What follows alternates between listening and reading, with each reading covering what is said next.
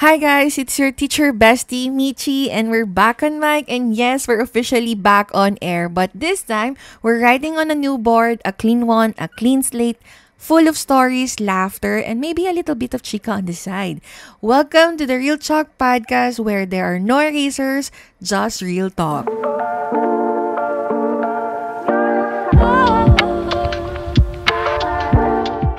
Now, if you've been following my journey since the Resignation series, you know what a ride that was for me. The tears, the doubts, the sleepless nights, the Lord, tama ba itong ginagawa ko? Moments like, sobrang hirap lang nung pinagdaanan natin yon. But I'm so thankful na nandito ka pa rin at nakita mo pa rin ako. Sa dami-daming bagay sa internet, nandito ka pa rin kasama ako. That series wasn't just a content, by the way. It was my story, my raw, unfiltered, and full of chalk the story. Like, I was so vulnerable and full of emotions, stress, and syempre, exhausted na din talaga sa mga overwhelming things na nangyayari during that time. So, masasabi kong that was not the best version of me, but I tried my best to put out that content kasi I wanna help other teachers too who might be needing the same help that I need during that time. Pero bago natin balikan yon, disclaimer muna. Kung napapaisip ka na at nakita mo to, hindi ito ang sign, bes, okay? Kalma ka lang. Planuhin mo yung resignation journey mo. And baka may mga trigger points ka kasi na marinig sa series na yun or during this episode, sa mga darating na episode. Pero yun lang, kapit ka lang ng mahigpit dyan. Okay? Hindi ko kayo ini-encourage mag-resign, ha? As other people was so irritated by that journey series, I was not encouraging anyone to resign. I'm just sharing my experience. I'm just sharing these things dun sa mga taong nasa process na or like 100% buo na yung decision nila pero hindi lang nila alam kung ano yung gagawin. So, eto yun. Kung hindi ka pa yun, pwede mo naman i-skip tong episode na to at iba na lang pakinggan mo. So, during that time, I was looking for something in the internet talaga on how to resign kasi wala talaga akong mahanap na reference. Meron namang iba-ibang resources about GSIS related, pero hanggang dun lang wala akong mahanap na para talaga sa teachers kasi mostly for government employees or something. Now, I remember na sinabi lang sa akin to ng principal ko dati na if you want to resign, lalabas ka sa institusyon na to kung paano ka pumasok. So, same process. Same lang sa process ng hiring. Madaming papers, maraming dadaanan, maraming taong involved, maraming aasikasuhin. So, yun lang. Heads up lang. Hindi to like, kapag naisip mo na mag-resign, resign na ako, sir, babay na, tas wala na. Okay? Gusto natin dumaan sa tamang proseso para makuha mo din yung mga benefits na sayang pera mo yun 'Diba? Sa GSIS mo, ikaw din makikinabang at the end. So, push natin ng tama. Okay? So, disclaimer lang ulit ha, hindi ko kayo pinupush mag-resign. At the end of the day, ikaw lang ang makakapag-desisyon para sa sarili mo. Maraming bosses, yes, totoo yun, pero ikaw lang yan. Okay? Ikaw lang makakapagplano para sa buhay mo. So, let's rewind a bit. Okay, eto na. There was a time I thought I grew old in teaching in the same classroom, with the same chalkboard, the same good morning, Ma'am Mitch moments. Parang feeling ko, yun na talaga. Parang ito na talaga yung destiny ko sa buhay. But, teaching in the public school system taught me like grit, compassion, and the art of surviving 8-hour shift, and with like 50 plus students per class and zero aircon. Great ba kayo doon? But somewhere along the way, I started asking myself talaga na, is this still where I'm meant to be? Am I still growing? Am I still prospering? Nakakabuhay pa ba itong ginagawa ko? Or am I just plain existing in the world? Like, alam mo yun, gigising ka, babangon ka, papasok ka sa school, pagod buong araw, uuwi, gagawa ka ng kung anong school-related stuff. Pag-uwi, tapos tulog na, then repeat the next day. Alam mo yun, parang ganun na lang yung nangyayari. So, natatanong ko talaga yung sarili ko, like, ano bang purpose? Bakit nandito pa ako? Ano bang ginagawa ko sa buhay ko? Alam mo, kahit nasasaktan ka na, nahihirapan ka na, bakit nagsistay ka pa? Ganun yung mga tanong ko sa sarili ko. Ako lang yun, guys, ha. And those were hard questions, like, hardcore.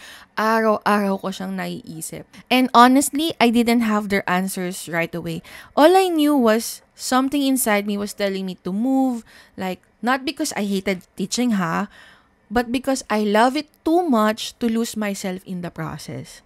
So, nung mga panahon na yun nga, kasi overwhelming talaga yung mga nangyayari. And pandemic pa, sobrang dami na nangyaring negative things during pandemic. And nakaka-apekto talaga siya. Hindi lang dahil sa teacher ako, no? Pero dahil tao ako, ganon. And may mga moments na nagbe-manifest sa talaga yung anxiety ko, yung brokenness ko, yung depression ko, yung panics ko, nagmamanifest na siya sa katawan ko na hindi na talaga ako healthy or like hindi na ako stable emotionally, mentally, physically. So, naghalo-halo na. And I needed a break. Like a decent break talaga during that time. And alam niyo naman, kapag nasa service ka, hindi ka lang basta-basta makakahingi ng break eh. Sobrang hirap. So, it was hard, Resigning was really hard. Mahirap talaga, lalo na yung pagbubuo ng desisyon. Isang taon kong inisip yun kung mag-resign na ba ako. Pero parang last 3 years of my life on my, government service life, parang iniisip ko na yun eh. Kung ito ba talaga yung gusto kong gawin in the long run. So, parang ang tagal ko na siyang pinag-iisipan. So, resigning was really hard for me, but staying is harder sa akin during that time. Parang mas sakit at mas mahirap kung magsistay pa ako. Ganun na yung mga naisip ko. And when I decided to resign, it felt like jumping off a cliff talaga. Like, the only thing that I have is my faith as a parachute.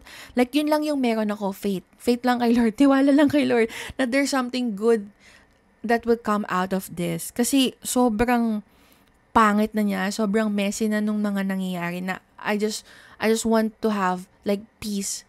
Gusto ko na ng peace of mind, gusto ko na ng rest, gusto ko na ng pahinga. And to be honest, talaga guys, nung time na yon, nasa end of my rope na ako. Like, ayoko nang gumising, ayoko nang magkaroon ng another day in my life.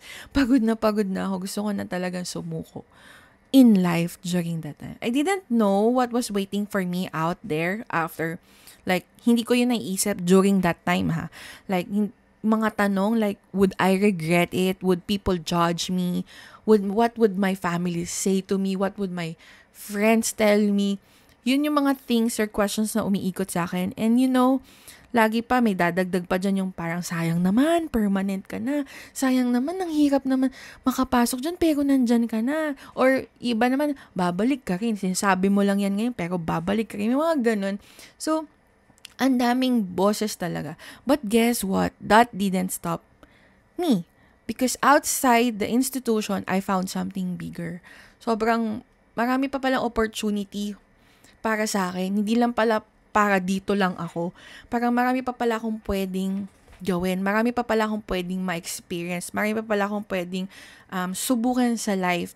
Like, hindi lang ako bounded ng career na to or yung ginagawa ko at that moment. But I found new opportunities to create, to inspire others, or to still teach pa rin. But in different ways lang. So, ang dami kong na-discover when I left na hindi ko yung nakikita nung time na nandun ako. So, madami pa pala akong pwedeng gawin. At pag-uusapan natin yan sa mga susunod na episodes. Baka makatulong yun sa inyo. But for now, that resignation journey, it was one of the amazing things that happened to me. And I'm so thankful to all people who watch the videos, who have like really showed me support and like just randomly sending me messages na nakaka-relate daw sila. And nakakaantig talaga ng puso yung mga messages nyo, mga moms, or sobrang thankful ako during that time. Until now, parang thankful pa rin ako sa'yo. I'm so happy to meet teachers across country at sa ibang bansa din. I'm so thankful sa inyo. And thank you din na nakatulong ako sa inyo kahit papano yung mga umalis na at nanghihingi ng tulong for resigning or something para sa mga benefits na nasuggest ay. Sobrang thank you sa inyo. Namimiss ko na yung mga chikahan natin, pero I'm so thankful for everyone na talagang nag-reach out to me. Hindi ko yun malalagpasan kung wala din talaga kayo. So, super thank you sa inyong lahat. And that's what led me here to this brand new show, The Real Talk Podcast. This isn't just another teacher podcast. This is our safe space to laugh about our classroom bloopers, to cry over our whys, bakit pa natin ginagawa itong mga bagay na to rant about our forms and deadlines, to talk about life beyond lesson plan. So basically, gusto kong bumuo ng bagong community na different perspective, like a community under the light. Na alam ko, mahirap na yung mga nangyayari sa environment natin, and I'm hoping that this podcast can help you to give you fun times, pagaanin man lang yung day-to-day thing na nangyayari sa life natin. So, we'll be chatting with amazing teachers, teacher influencers, and dreamers, the one who stayed and the one who left, and the ones who are still figuring things out in between. Lahat yan nandito sa podcast na to. Because let's be real, there's no eraser for life's decisions, but there's always a new lesson to learn, right? Right, teachers? So, to everyone who supported that resignation series, again, thank you for walking with me throughout that season. And now, I invite you to walk with me again, this time with laughter, honesty, and real talk. Just real talk. This is the Real Talk Podcast, where teachers keep it raw, real, and a little bit ridiculous. Just tayo lang. Ito na to, teachers. Let's build a community together where we can express everything that we want to, and try to live life a little more happier and lighter. So don't forget to follow, subscribe, and share this episode with your fellow teachers who might need a little bit hugot and hope. And see you on the coming episode. Once again, I'm your host, your teacher bestie, Michi, leaving you with this food thought.